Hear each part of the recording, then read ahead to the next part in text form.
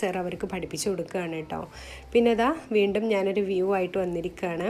കണ്ടല്ലേ, അടിപൊളിയല്ലേ? ഇതാണ് ഞാൻ പറഞ്ഞത്, സൂപ്പറാണ്. ഇവിടുന്ന് നോക്കിക്കഴിഞ്ഞാൽ അടിപൊളി വ്യൂ ആണ് കേട്ടോ നമുക്ക് കിട്ടുക.